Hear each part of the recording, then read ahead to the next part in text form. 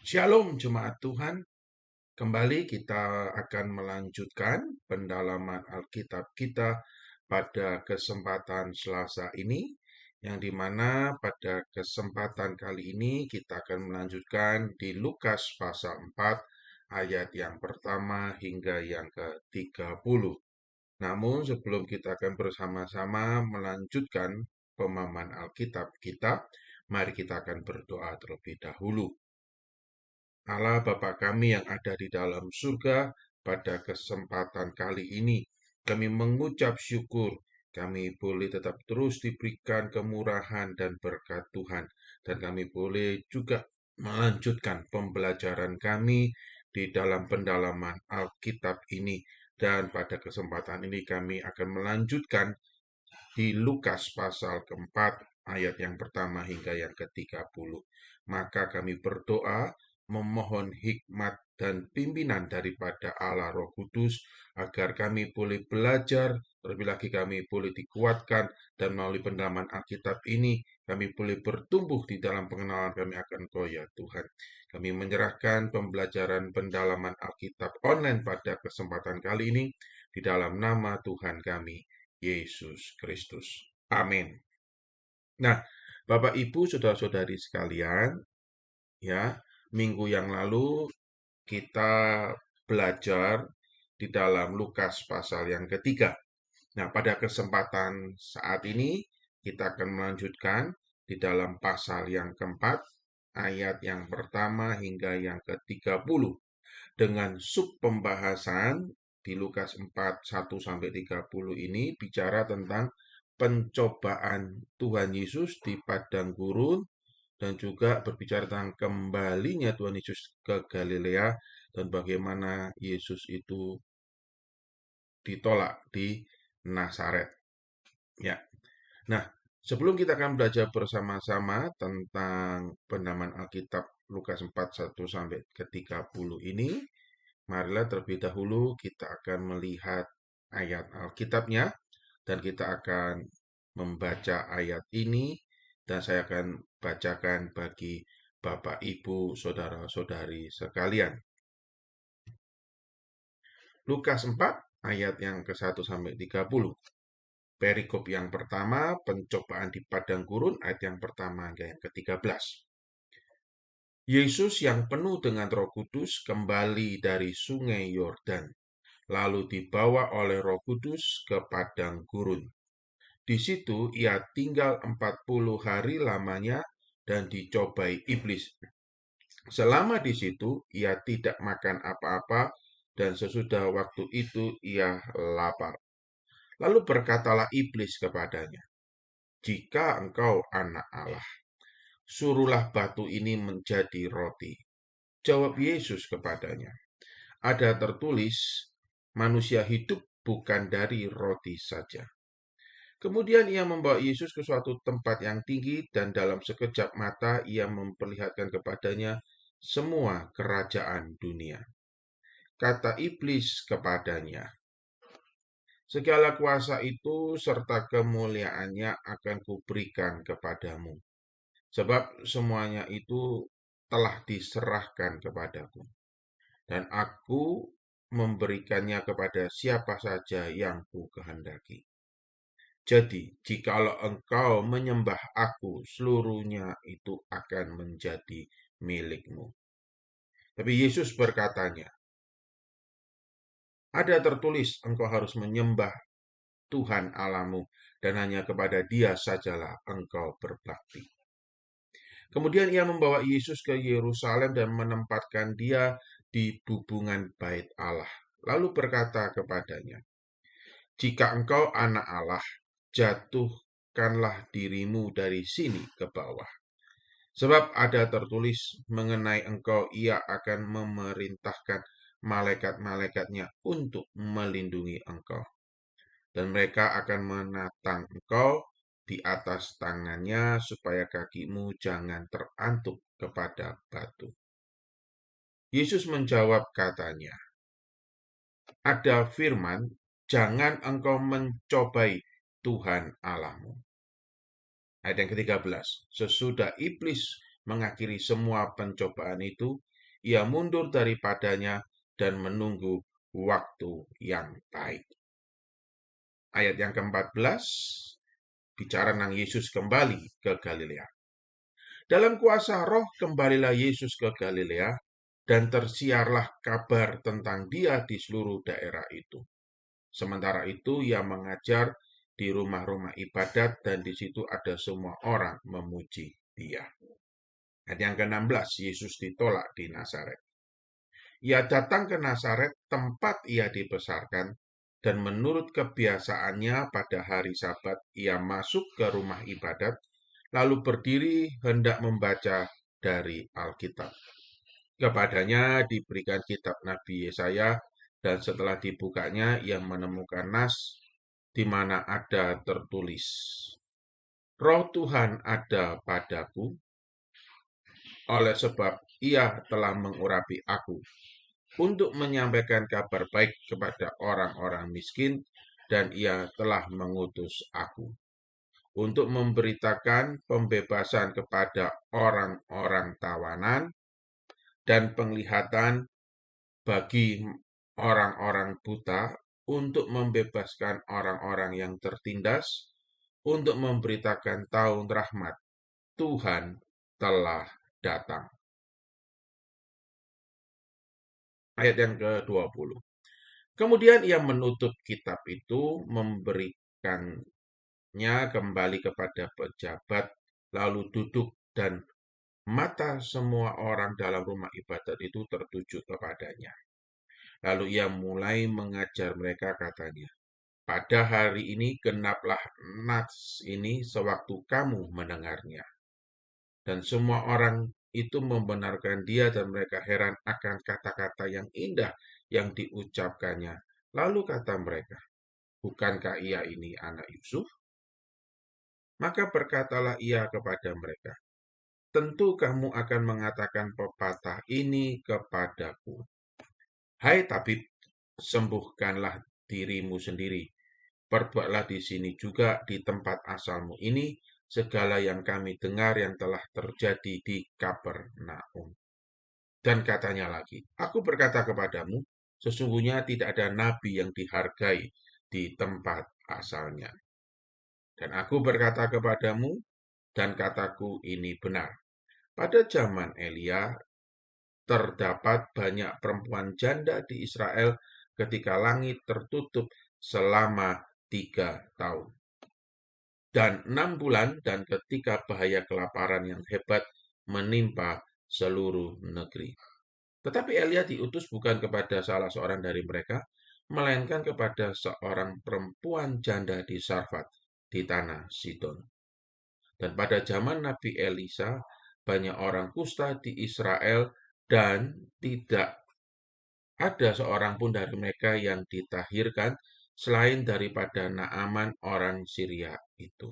Ayat yang ke-28, mendengar itu sangatlah marah semua orang yang di rumah ibadat itu.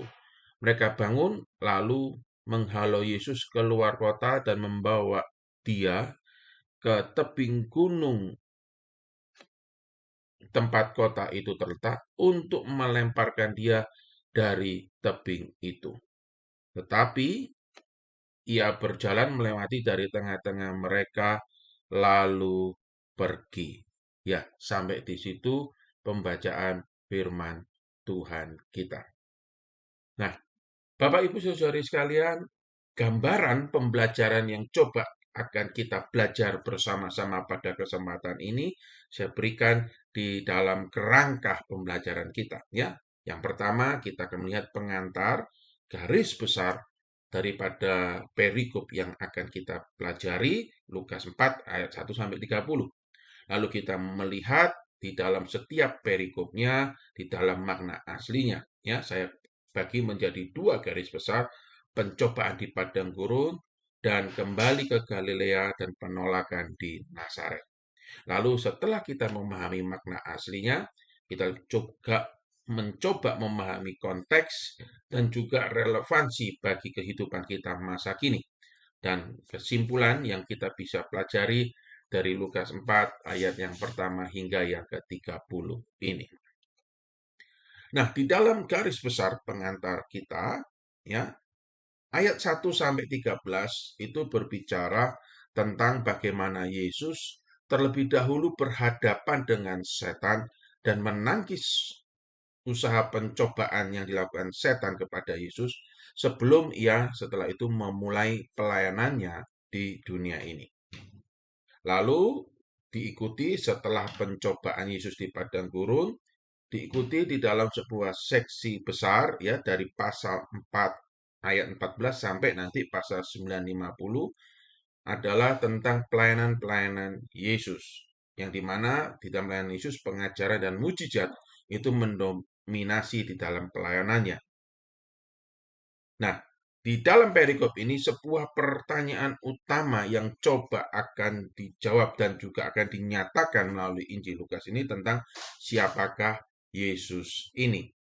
Ya, yang dimana Yesus ada yang berkata bahwa guru, ada yang mengatakan nabi, atau sesungguhnya lebih besar daripada semuanya itu, yaitu dialah sang Mesias yang dijanjikan. Nah, sejalan dengan pelayanannya, muncullah juga banyak pihak oposisi dengan kerasnya menentang apa yang sedang dikerjakan dan diajarkan. Itu ya. Dan pertentangan ini begitu gencar untuk dilontarkan. Nah, di dalam perikop yang coba kita bahas juga dari 14 sampai 30 ini menekankan tentang pernyataan siapa dirinya dan pertentangan yang terjadi oleh pendengar di kota kelahirannya sendiri. Ya. Nah, sekarang kita akan melihat di dalam kisah pencobaan Yesus di padang gurun, ayat yang pertama hingga yang ke-13. Diawali bahwa ayat yang pertama Yesus penuh dengan Roh Kudus dan dipimpin oleh Roh Kudus mengindikasikan bahwa Yesus itu ada di bawah pimpinan Allah. Saudara, di pasal sebelumnya, ayat yang ke-38 pasal yang ketiga dikatakan bicara tentang keturunan Yesus, bicara dari anak Adam dan anak Allah, dan dilanjutkan di ayat yang pertama sampai yang ke-13 ini, sesungguhnya mempunyai koneksi yang makna. Yaitu di mana pencobaan Yesus merupakan recall ya, yang bisa saya katakan itu apa yang pernah juga Adam pertama alami, yang dimana itu membawa dampak kepada seluruh keturunannya, yaitu keberdosaan. Nah, kegagalan Adam yang pertama ketika Adam menghadapi pencobaan dari setan, maka Yesus ini digambarkan menjadi Adam kedua yang berhasil melawan pencobaan dari iblis. Itulah gambaran koneksi dari Injil Lukas ini dijelaskan bahwa Yesus adalah anak Adam dan sampai juga pada anak Allah. Jadi gambaran Adam kedua yang dimana menyelesaikan, menyukseskan apa yang Adam pertama gagal lakukan. Kesuksesan Yesus melawan pencobaan iblis membuktikan bahwa bagaimana dia mendedikasikan seluruh hidupnya kepada Allah dan ketaatan akan jalan yang Allah telah tentukan.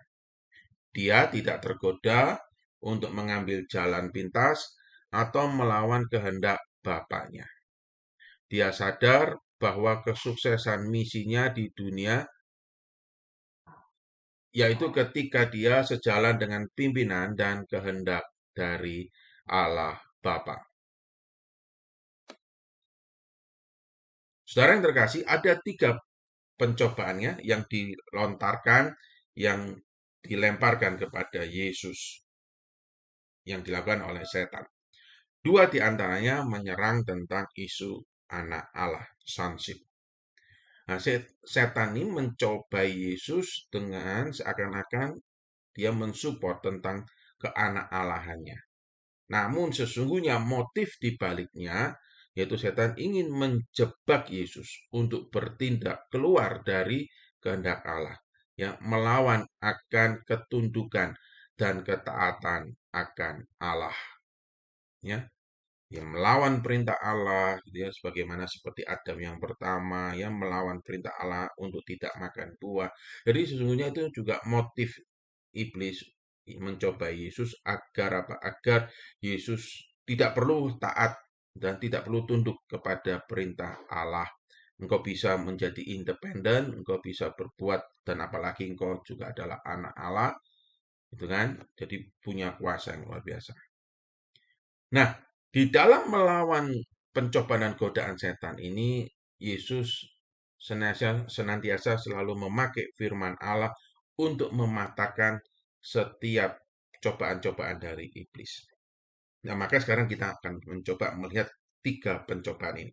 Pencobaan yang pertama ketika berbicara Yesus yang setelah berpuasa 40 hari, tentulah digambarkan di sini Yesus yang juga ada 100% manusia tentu merasa lapar, ya. Nah, di tengah lapar ini setan mencoba, udahlah, kamu kan anak Allah, ya, lapar, udah kan punya kuasa, udahlah rubahlah batu ini menjadi roti. Sesungguhnya pencobaan pertama ini bicara tentang mempertanyakan akan pemeliharaan dan kepedulian Allah.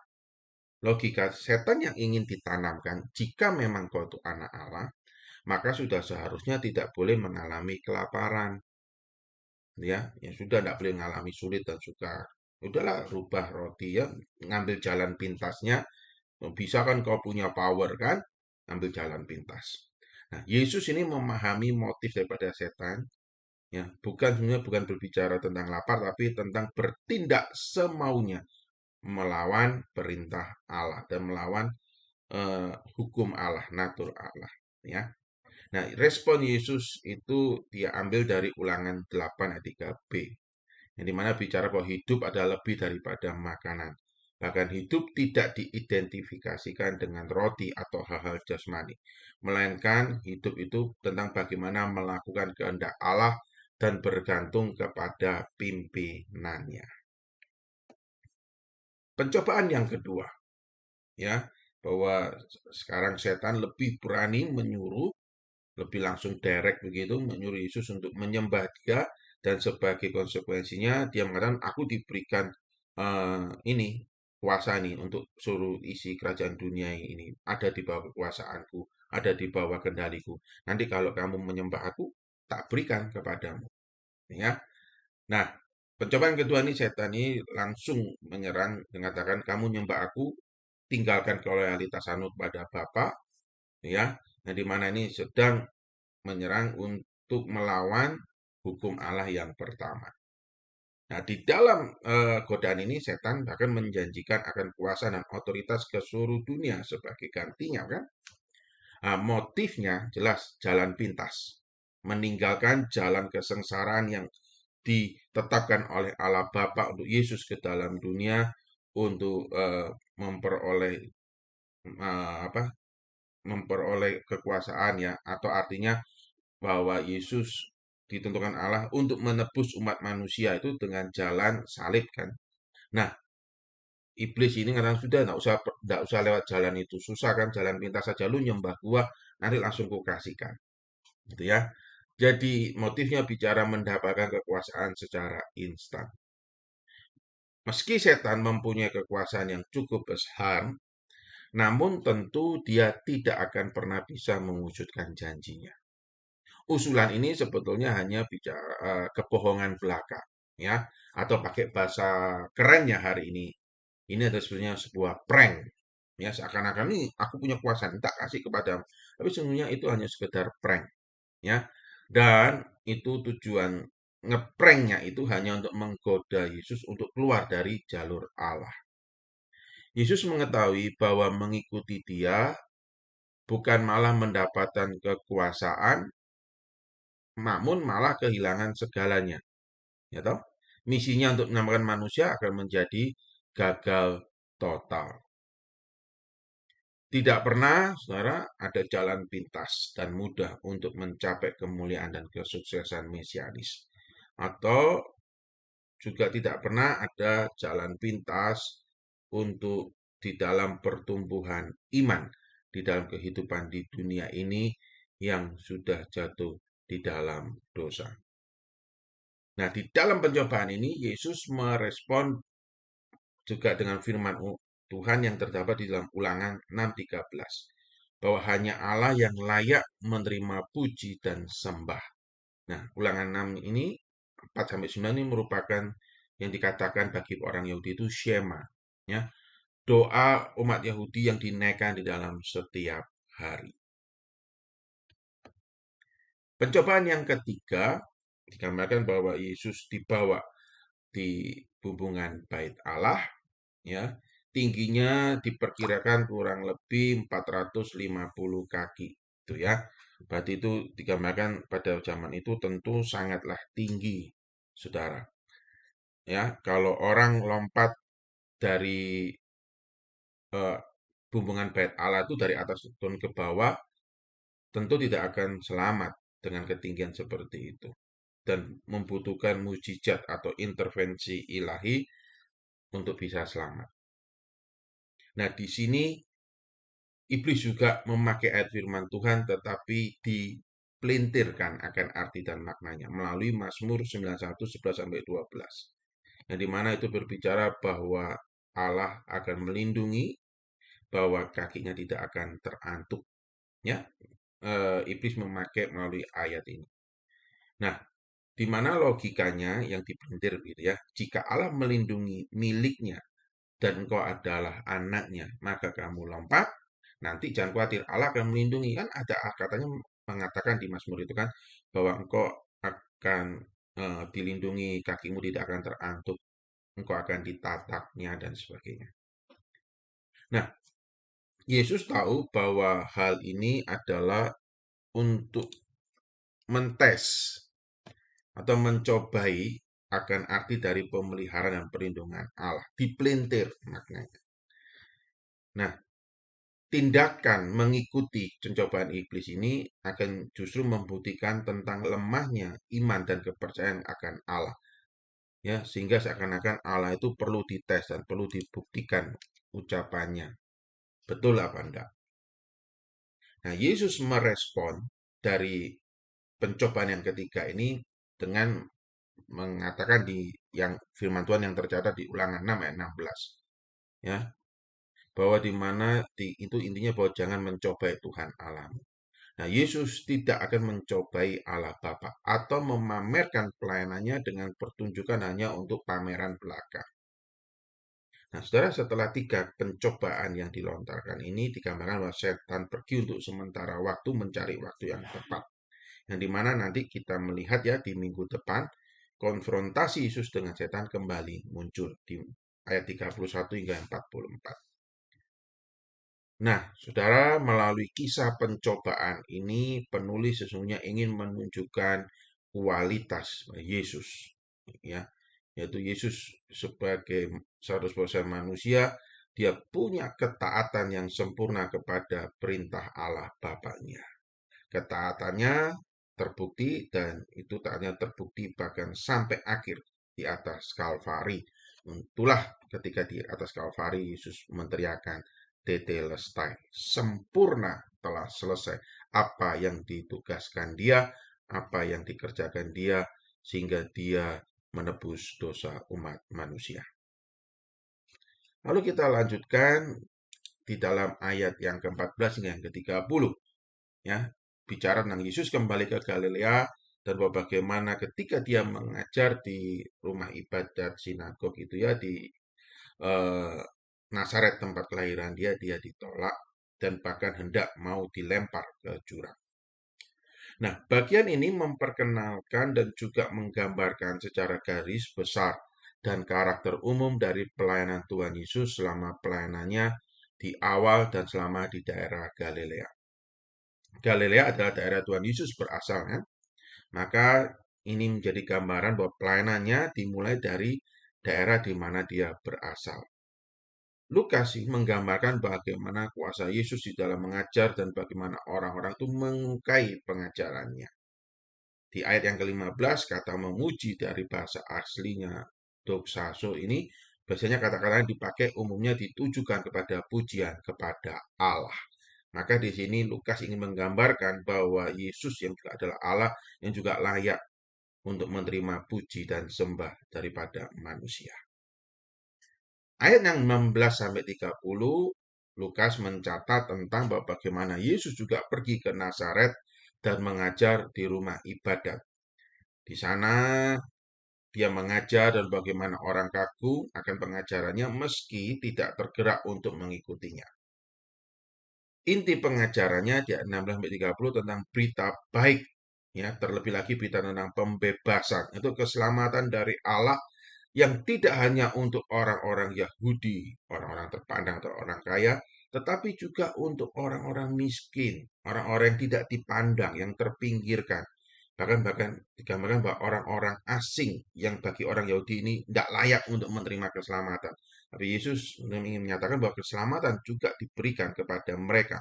Orang-orang miskin, orang-orang terpinggirkan, orang-orang yang mengalami tekanan dan aniaya. Intinya bahwa berita tentang keselamatan dari Allah itu diberikan kepada semua orang, siapapun dia. Dan penggenapan berita tersebut adalah Yesus sendiri, yaitu Mesias yang dijanjikan itu. Yesus menggenapi panggilan yang telah gagal dilakukan oleh Israel, yaitu untuk membawa berita keselamatan dari Allah dan pembebasan bagi yang menderita dan mengalami tekanan dalam hidupnya. Malah Israel malah menjadi arogan dan merasa bahwa akulah yang layak diselamatkan, di luar orang Yahudi tidak layak diselamatkan. Nah, dari pengajaran Yesus di Nazaret ini, ya, Yesus ingin memberikan 3 poin bahwa dialah penggenapan dari kitab-kitab nabi yang dibacakan itu, bahwa dialah yang diurapi oleh Roh Kudus untuk menyatakan tujuan pelayanannya di dunia ini. Dialah penggenapan figur yang dinubuatkan Allah dalam perjanjian lama yang dibacakan itu. Nah, dialah yang akan menggenapi nubuatan keselamatan yang dijanjikan. Dengan kata lain, bahwa dialah Sang Mesias. Nah, dari pengajaran Yesus ketika dia membaca kitab-kitab Nabi itu, reaksi pendengarnya menarik, ya, bahwa mereka kagum sekaligus juga mempertanyakan tentang asal-usulnya. Kagum tapi skeptis, kira-kira begitu, ya. Pendengar tidak bisa menerima perkataannya meskipun dia takjub dan kagum, ya. Karena apa? Karena masalah genealoginya, masalah asal usulnya, keturunannya. Karena dia berasal dari keluarga kecil tak sederhana. Masalah keturunan atau asal muasal ini menjadi lebih penting daripada berita itu sendiri. Sehingga akhirnya bukannya malah tergerak, tapi malah menjadi skeptis. Nah, sikap skeptis dari pendengar ini direspon oleh Yesus. Ya, yang pertama mengutip sebuah pepatah yang mengatakan untuk membuktikan dulu perkataanmu di tempat asalmu, gitu ya. Intinya bahwa ya kamu jangan asal bicara, ya buktikan dong, gitu kan. Itu kan sebuah pepatah yang ingin mengatakan bahwa eh, do what you preach. Kira-kira akan ada pepatah seperti ini. Act what you preach, gitu ya. Nah, sungguh ironis bukan? Bahwa mereka sangat tidak percaya dan menyangka bahwa Yesus ini bahkan mengalami sakit jiwa gitu. Lu ngomong tapi apa namanya enggak betul lo, kamu lo dari keluarga Yesus, orang sederhana kok bisa yo. Mungkin kira-kira seperti itu saudara gambarannya. Ya, bahwa Yesus ketika juga mengatakan kenyataan bahwa seorang nabi tidak pernah dihormati daerah asalnya, Yesus memakai contoh di dalam sejarah bangsa Israel ada Nabi Elia dan Nabi Elisa, di mana dia tidak berbuat apa-apa nih di negaranya, meskipun negaranya dalam keadaan yang mengerikan, namun justru berbuat mujizat gitu ya bagi orang asing, gitu ya. Kalau Nabi Elia bicara janda di Sarfat, Nabi Elisa menyembuhkan Naaman yang sakit kusta. Sesungguhnya adalah Gentiles bagi orang Israel. Menggambarkan bahwa orang asing yang dibenci oleh mereka ternyata lebih berharga daripada mereka yang merasa, oh aku ini umat pilihan, gitu ya. Justru mereka lah yang mendapat kemurahan Allah, mujizat dan juga keselamatan. Nah, respon Yesus ini akhirnya malah membawa kemarahan bagi pendengar dan mereka hendak menyingkirkan Yesus, bahkan hendak membunuhnya, kan, melemparkannya dari tebing, melemparkannya ke jurang. Maka satu perkataan yang ingin saya sampaikan di dalam makna ini, sebuah kesempatan untuk mendapatkan berkat keselamatan hilang hanya oleh karena arogansi dan keegoisan. Nah, Bapak Ibu Saudara sekalian, ketika setelah kita memahami dan mendengar belajar bersama-sama tentang makna asli, maka mari kita sekarang memahami konteksnya untuk akhirnya kita bisa melihat relevansinya bagi kehidupan kita di masa sekarang ini. Bicara pencobaan di padang gurun, menceritakan tentang pencobaan yang dilakukan setan kepada Yesus dan bagaimana Yesus menghadapinya dan juga Yesus menang atasnya. Ketermandirian kita dari Allah adalah inti dari pemberontakan iman dan meninggalkan Allah. Jadi bicara tentang pencobaan Yesus ini sesungguhnya memberikan gambaran konteks bahwa kita itu tidak bisa dan tidak boleh terlepas dari Allah. Justru kalau ketika kita merasa kita bisa sendiri, kita bisa sama seperti Allah, justru itu awal daripada kehancuran kita. Ya, pencobaan Yesus ini kan merupakan, kalau boleh saya katakan, pengulangan pencobaan kepada Adam, yaitu intinya untuk membangkang kepada Allah dan menjadi Allah bagi diri sendiri. Bentuk pencobaan berbeda antara Adam dan Yesus, namun inti yang sama, pembangkangan kepada loyalitas dan ketaatan kepada Allah. Ketaatan kepada Allah diuji dengan jalan pintas untuk mencapai keinginan kenikmatan kekuasaan. Yang justru di mana kalau kita ikutin cobaan iblis ini malah berakhir tragis. Maka konteks ini boleh membawa perenungan pada kita juga harus meresponi segala macam godaan, ya, godaan untuk mengambil jalan pintas terhadap tantangan dengan cara yang sama yang dilakukan oleh Yesus. Tetap taat pada Allah meski harus melewati jalan yang sulit, bahkan mungkin menyakitkan.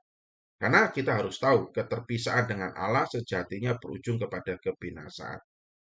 Yang kedua, kita juga belajar dari Yesus untuk menghadapi pencobaan setan di hidup ini, kita perlu mempunyai pemahaman akan firman Allah yang baik. Kekuatan kita untuk menghadapi cobaan hidup ini hanya berasal daripada firman Tuhan. Firman Tuhan adalah dasar satu-satunya fondasi yang penting di dalam kita menghadapi hidup dengan berbagai macam pencobaannya. Bagaimana kita bisa mengetahui kehendak Tuhan bagi hidup kita? Alkitab, firman Tuhan. Yaitu dengan senantiasa merenungkan firman Tuhan ini. Penting juga kita ini senantiasa untuk menjalin relasi dengan Allah. Ya, dengan membaca serta merenungkan firman Tuhan setiap hari dan berdoa tiada jemu. Saudara, kita perlu ingat, minggu yang lalu digambarkan bahwa Yesus dalam hidupnya ya senantiasa mempunyai sebuah relasi yang dekat dengan Allah Bapa. Dia senantiasa berdoa, ya. Maka ini juga membawa sebuah konteks bagi kita. Pemahaman akan firman Tuhan itu tetap harus ada dalam hidup kita dan itu harus bertumbuh. Kita harus senantiasa merenungkan firman Tuhan dan kita juga harus senantiasa mempunyai relasi dalam kehidupan doa dengan Allah kita. Di dalam hidup ini kita juga harus berhati-hati agar segala tawaran jalan pintas yang menggiurkan.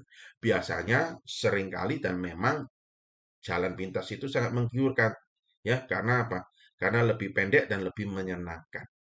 Nah, tawaran jalan pintas yang menggiurkan yang ditawarkan oleh setan ya di dalam kehidupan kita ini, yang dimana itu melawan firman Tuhan, hanya untuk demi kenikmatan duniawi dan daging, itu harus kita cermati, kita harus hati-hati, dan kita harus lawan untuk tidak menurutinya. Demikian juga konteks bicara tentang kembali ke Galilea dan penolakan Yesus di Nazaret, kita bisa melihat bahwa pengajaran itu menjadi sentral utama di dalam pelayanan Yesus. Nah, yang kedua juga di situ kita bisa melihat belajar bahwa Yesus dipertanyakan keotentikannya hanya masalah garis keturunan. Terkadang problem masa lalu dan siapa dia menjadi kendala di dalam mendengar berita baik. Berita keselamatan tidak bisa digagalkan oleh siapapun juga, terlebih hanya sekedar bicara garis keturunan. Maka ketika seseorang menolak, maka berita itu juga akan diberikan kepada yang lain. Nah, dari pemahaman konteks ini, lalu relevansinya dalam kehidupan kita masa kini. Bicara pencobaan di padang gurun, tentang bahwa bagaimana kita juga harus meneladani Tuhan Yesus di dalam kita menyikapi dan meresponi setiap pergumulan dan pencobaan di dalam kehidupan kita. Apakah kita mencari Allah dan terus berserah serta taat, tabah, atau kita sangat tergoda untuk mencari jalan pintas, menuruti cara-cara duniawi yang syarat akan dosa dan melawan perintah Allah. Oh, yang penting pokoknya aku senang. Oh, yang penting pokoknya aku nikmat. Biarpun itu melawan Allah, ya, menyembah iblis, ya terlibat dalam okultisme, gitu yang mengikuti cara-cara duniawi, gitu ya. Oh, apa pergi ke mungkin Gunung Kawi, lalu ikut ini, ikut itu, punya apa itu mengambil yang namanya mungkin ilah-ilah lain, gitu ya. Wah, punya jimat, us pakai jimat pelaris, jimat kesuksesan, itu adalah cara-cara pintas yang betul-betul melawan Allah. Ketika kita mengikuti, wah pakai jimat ini, itu sama juga dengan kita menyembah iblis, bukan? Dan juga ketika kita mengalami pergumulan hidup, kita mudah marah lalu tidak pakai Tuhan-Tuhanan lah. Buat apa beribadah kepada Tuhan? Nah, terlebih lagi di masa pandemi ini. Apakah kita tetap terus setia beribadah kepada Tuhan? Ataukah kita merasa, beribadah kepada Tuhan tidak relevan? Masih relevan kita melakukan olahraga. Betul, olahraga itu baik. Tapi firman Tuhan mengatakan bahwa eh, olahraga badani itu terbatas gunanya. Nah, apakah kita tetap terus setia beribadah kepada Tuhan atau kita milih, wah minggu pagi lebih baik olahraga, ngapain beribadah? Ibadah kan sekarang online bisa nanti-nanti aja, ya.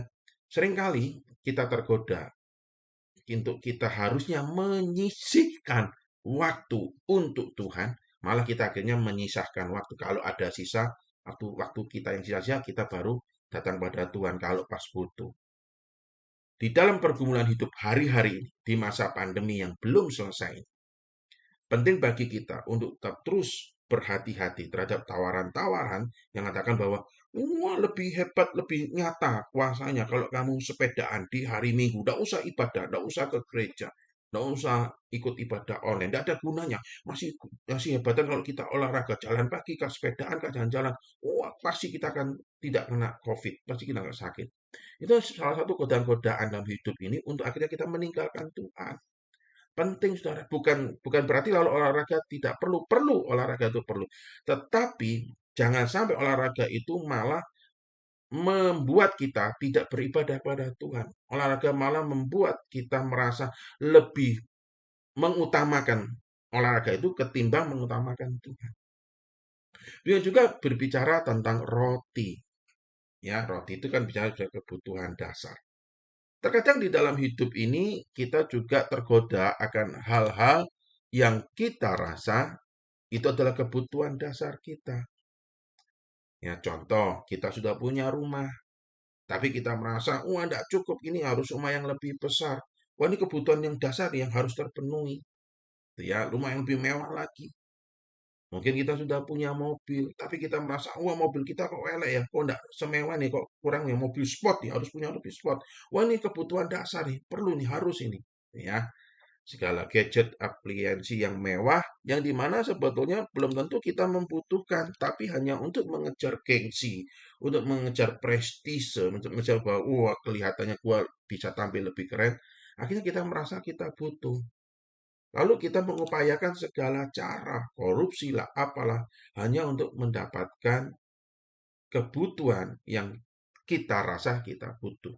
Nah, kita belajar juga dari kisah penyembahan di padang gurun ini untuk hidup bukan hanya sekedar bicara pemuasan keinginan jasmani, tapi bicara bahwa bagaimana melakukan kehendak Bapa. Karena seringkali tujuan hidup kita itu kita indikasikan ya, wah hidup ini berhasil, hidup ini sukses. Kalau kita punya materi-materi ini ya yang menjadi standar, wah kalau sukses punya mobil sport, punya ini, punya itu. Kesuksesan ketika kita bisa memiliki sesuatu. Ini juga hati-hati, gitu ya. Seringkali kita tergoda bahwa hidup ini menjadi berarti, hidup ini menjadi bermakna ketika kita punya banyak materi tertentu. Padahal bukan. Hidup menjadi berarti, hidup bermakna, hidup sukses ketika kita bisa melakukan kehendak Bapa. Yang kedua, seringkali kita juga mengejar kekuasaan yang bukan seharusnya kita peroleh. Dari pencobaan Tuhan Yesus ini, yang dimana Yesus digoda, lu mau punya kuasa secara instan, nyembahlah gua. Nah, seringkali kita juga demi untuk mengejar sebuah power, akhirnya kita menghalalkan segala cara. Ya, kita pergi ke dunia okultisme, ke dukun, kemana gitu ya, untuk akhirnya mempunyai jimat, mempunyai sebuah karisma, sehingga kita akhirnya bisa punya power, jabatan yang luar biasa. Bukankah itu juga menjadi tantangan godaan kita dalam hidup kan? Bagaimana kita tergoda untuk menyembah mengikuti cara-cara iblis, ya, punya jimat, pakai susu, pakai karisma-karisma yang tidak benar dari si iblis agar kita punya power. Di sini menunjukkan betapa ketidakpercayaan kita kepada tujuan Allah bagi kehidupan kita. Kehidupan kita bukan bicara, wah kita dihormati, kita dipandang, kita punya jabatan kuasa luar biasa. Tapi tujuan Allah bagi hidup kita bahwa bagaimana Allah itu dimuliakan dan kita bisa menjadi reflektor daripada Allah. Sebuah pujian di sekolah minggu zaman saya itu ya, bagaimana tujuan hidup kita bahwa Allah dikenal meskipun aku tidak dikenal. Ya, inti lagunya begitu. Lalu yang ketiga, juga sering kali kita mempunyai ilah lain di dalam kehidupan kita. Yang harusnya hati kita hanya tertuju kepada Allah, namun kita seringkali malah punya ilah lain. Lebih percaya, lebih bergantung kepada hal yang lain ketimbang kepada Allah. Bisa menjadi pekerjaan kita, bisa menjadi status kita. Ya, kalau kita statusnya turun, wah kita ribut. Bisa jadi kepemilikan kita. Hari ini juga itulah kita bisa menjadi apa? Follower bagi anak muda ya. Wah, kalau follower kita naik, wah kita merasa wah kita ini berarti. Kalau kita mulai kehilangan follower, kita menjadi stres, panik. Ya, sungguh ironis ya, hanya gara-gara follower di Instagramnya, di Facebooknya itu turun, akhirnya dia mengambil jalan pintas, bunuh diri lah, lalu melakukan hal-hal yang tidak tidak betul ya, berakhir tragis ya. Karena apa? Karena hatinya itu dia mengidolakan follower, dia mengidolakan pengikut. Itulah idola, idol, ilah dalam kehidupan. Ya, di mana kita lebih bergantung kepadanya ketimbang kepada Allah. Nah, bicara pencobaan di padang gurun ini, sungguhnya Yesus juga meminta kita untuk setia kepadanya, meskipun jalan yang harus kita tempuh dalam hidup ini penuh ketidaknyamanan dan panjang, penuh juga dengan penderitaan. Wah, pandemi yang tidak selesai-selesai ini, kita dipanggil juga untuk tetap terus setia. Kita tidak mengerti kenapa sih Allah izinkan pandemi ini berjalan sampai 2 tahunan mungkin. Tapi kita dipanggil untuk tidak meninggalkan dia. Meskipun mungkin kita belum bisa beribadah secara di tempat, bukan berarti lalu kita tidak beribadah kan. Tuhan kasih kita sarana, Tuhan kasih kita teknologi untuk kita bisa tetap terus beribadah kepada Tuhan. Nah, jangan sampai kita akhirnya tergoda, ah, lebih baik nggak usah beribadah pada Tuhan lah. Nah, kecenderungan kita percumalah beribadah wong pandemi kok tidak selesai-selesai. Kecenderungan kita akan ketidakpercayaan pada Allah ini sering kita tunjukkan juga dengan memaksa dia bertindak sesuai dengan kemauan kita kan. Kemauan kita apa? Kalau bisa pandemi ini berakhir, semuanya kembali normal, wah kita bisa keloyongan, kita bisa ini dan itu, kita bisa tidak sakit. Itu maunya kita. Dan seringkali kita berdoa, Tuhan jika engkau mengasihi aku, ya harusnya seperti ini Tuhan. Ya harusnya pandemi harus selesai. Padahal kita dipanggil di tengah-tengah pandemi yang tidak selesai, belum berakhir ini, ada sebetulnya rencana Tuhan yang menjadi misteri bagi kita. Nah, kita dipanggil untuk taat setia. Ya, saudara, saya pernah mendapat sebuah tagline yang menarik. Highway or my way. Dalam hidup kita, kita tuh taat kepada jalan yang maha tinggi, highway, atau justru kita memaksakan my way, mauku. Ya, di mana seringkali Allah mengizinkan jalan yang sukar dan panjang untuk menyatakan bahwa kehadirannya itu sungguh dirasakan di dalam kehidupan kita.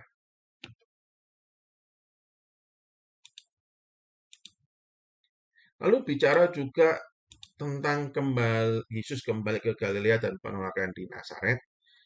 Dari poin ini, relevansi dalam kehidupan kita yang penting apa? pentingnya pengajaran itu menjadi sentral utama di dalam setiap pelayanan-pelayanan gereja. Ya, di dalam setiap ibadah-ibadah, pengajaran firman Tuhan itu harus menjadi sentral utama. Betapa pentingnya untuk tetap terus menjaga komunitas persekutuan anak-anak Tuhan itu tetap ada di dalam pengajaran firman Tuhan. Kita boleh berkumpul gitu ya. Apa bedanya perkumpulan anak-anak Tuhan dengan arisan firman Tuhan? Maka di dalam setiap KTB, di dalam setiap pertemuan, persekutuan, di dalam setiap cell group, kalau tidak ada lagi pengajaran firman Tuhan, sesungguhnya itu bukan persekutuan anak-anak Tuhan. Karena tidak ada bedanya dengan arisan dan perkumpulan-perkumpulan dunia. Maka penting di dalam setiap persekutuan yang kita lakukan di dalam gereja, bahwa pengajaran firman Tuhan itu tidak boleh diabaikan. Ya, dikorupsi, diminimalisasi, terlebih lagi diabaikan. Pengajaran harus menjadi sentral utama di dalam setiap kehidupan anak-anak Tuhan. Digambarkan juga bahkan di dalam pelayanan sosial nih kepada sesama, yang biasanya dikatakan pelayanan diakonia. Itu juga tidak bisa terpisahkan dengan pengajaran firman Tuhan. Jadi ketika kita melakukan pelayanan diakonia, tidak hanya sekedar bicara bagi-bagi sembako ya di masa pandemi ini. Di dalam bagi-bagi sembako dan bagi-bagi kasih itu boleh, penting dilakukan. Pelayanan diakonia itu penting. Tetapi pelayanan misi, yaitu memberitakan akan Kristus keselamatan, itu harus menjadi dua hal yang terpadu, bukan malah terpisah. Sederhananya bahwa sesungguhnya seksi misi dan seksi diakonia itu harus berjalan bersama, tidak bisa berjalan sendiri-sendiri. Ya, ya kita lanjutkan. Maka bicara konteks dari Yesus di Galilea dan penolakan di Nazaret, relevansinya bahwa hari ini gereja juga mempunyai tugas yang berat yang harus dijalankan. Apa itu? Yaitu pertama, gereja harus berani memberitakan tentang dosa manusia. Yang dimana hari ini mungkin gereja merasa, janganlah itu berita enggak enak, yang enak pokoknya berkat-berkat aja lah, sukses-sukses aja.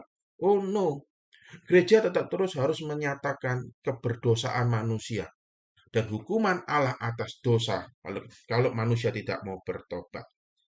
Ya, namun gereja juga dipanggil selain menyatakan tentang dosa, tentang hukuman Allah, juga harus terpanggil harus menyatakan tentang apa?